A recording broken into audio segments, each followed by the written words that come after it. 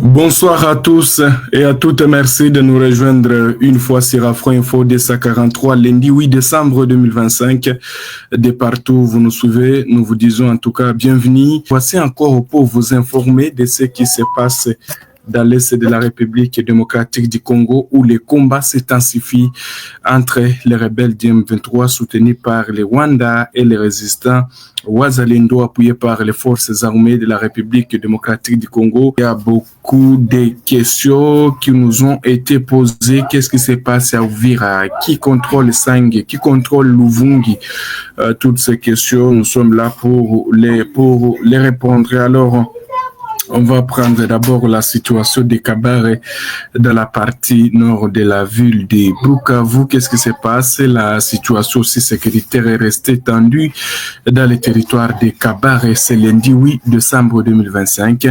Dans le centre de cette partie du territoire, la journée a été particulièrement marquée par des tirs nourris dès 15h du matin dans plusieurs localités telles que Chibingu, dans le groupement de Chirunga, Karwa, Burebo, Chidaho et Bugobe et d'autres entités ont été aussi touchées par ces affrontements. La situation s'est prolongée jusqu'à dans l'après-midi, perturbant gravement le fonctionnement normal des activités. Certaines écoles n'ont pas ouvert les portes, les activités commerciales et autres services sont restés paralysés aux environs de 12h15.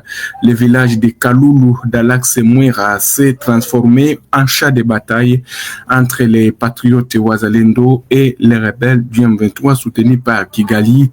Dans cette zone, l'on rapporte au moins 3 morts et plusieurs blessés parmi les victimes.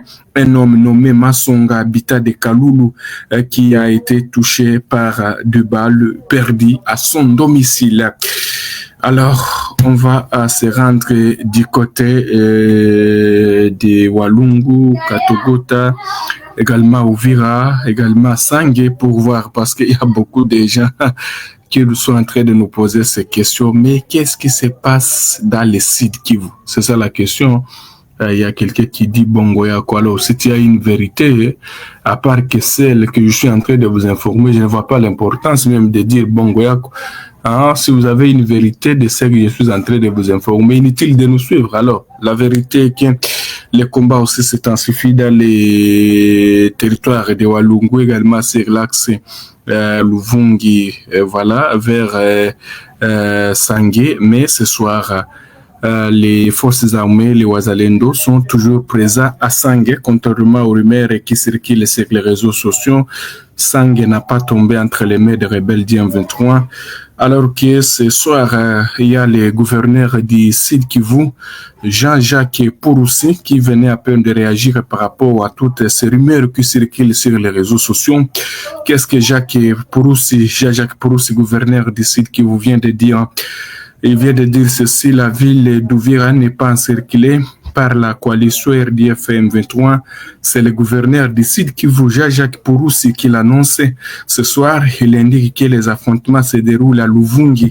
Voilà, à Luvungi, c'est à environ 60 km d'Uvira, où d'ailleurs tous les services étatiques fonctionnent. Ce soir, la situation reste calme dans la ville d'Uvira et reste sous contrôle des forces armées de la République démocratique du Congo. Vous devez retenir que, contrairement aux rumeurs qui circulent sur les réseaux sociaux, les FARDC contrôlent Sange. Les combats se déroulent toujours aux alentours de Luvungi. C'est ce que vous devez retenir. Donc, nous n'avons pas une autre vérité à part celle-ci que nous sommes en train de vous informer. Vous devez retenir que nous, ce que nous vous donnons, c'est une source qui est officielle. Et Jean-Jacques Pouroussi, gouverneur du Sud Kivu, est à Uvira même ce soir. Contrairement aux rumeurs qui circulent qu'il a fui, il vient d'annoncer cette nouvelle depuis Uvira, où d'ailleurs se trouve son bureau. Il parle que la ville d'Uvira n'est pas encerclée, contrairement aux rumeurs qui circulent sur les réseaux sociaux. C'est Jean-Jacques Pouroussi, gouverneur du Sud Kivu. Personne qui peut contester cela, puisque c'est lui l'autorité provinciale spéciale. Alors que des combats se sont déroulés, bien sûr, sur plusieurs axes. Également, à Sangue, les FARDC ont bloqué toutes les tentatives de rebelles. Et vous devez retenir que les rebelles n'ont pas arrivé à Sangue. Ils larguent des bombes. Ils larguent des bombes. Ils larguent des bombes. C'est ainsi que les habitants prennent la fuite vers Uvira parce qu'il y a la situation dramatique. La situation humanitaire est dramatique, mais Uvira et ses environs restent sous contrôle de l'armée congolaise. 20h19 à Uvira. Jean-Jacques Purusi vient de dire que Uvira n'est pas encerclé contrairement aux rumeurs, alors que de Luvungi à Uvira, il y a 60 kilomètres. Donc, les FARDC travaillent jour et nuit. Et d'ailleurs, les FARDC appellent les habitants et la population congolaise à rester derrière son armée. Rien ne sera comme a expliqué une source donc sécuritaire. Donc, méfiez-vous de toutes les fausses rumeurs qui circulent sur les réseaux sociaux, chers téléspectateurs d'Afro Info de 143. Bien sûr, le combat se déroule. C'est ce que vous devez retenir.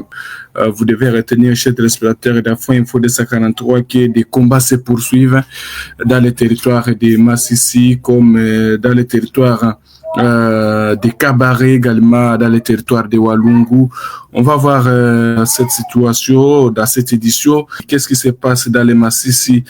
Lundi 8 décembre 2025, de nouvelles frappes aériennes des forces armées de la République démocratique du Congo ont ciblé ce lundi 8 décembre la position des rebelles du M23 soutenus par les Rwanda au niveau de Katale. Pour les gens qui connaissent Katale, Katale, c'est une colline avant que vous arriviez à Massissi, donc vous quittez Mushaki, donc Sake, Mushaki, Bihambwe, Kisuma, et puis vous montez sur Katale. Après Katale, vous descendez vers Louchébert. Après Louchébert, vous allez vers maintenant Massissi Centre.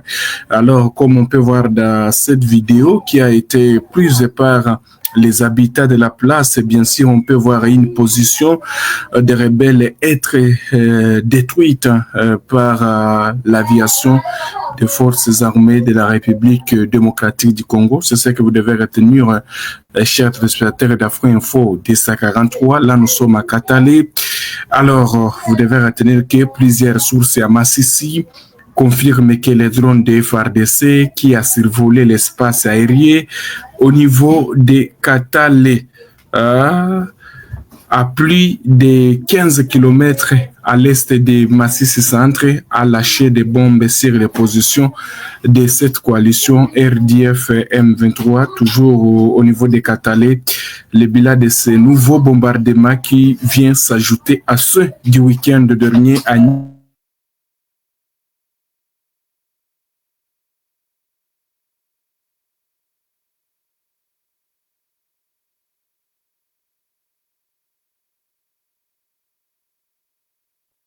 étaient tous dans cette position quand ils ont été surpris par ces bombardements aériens.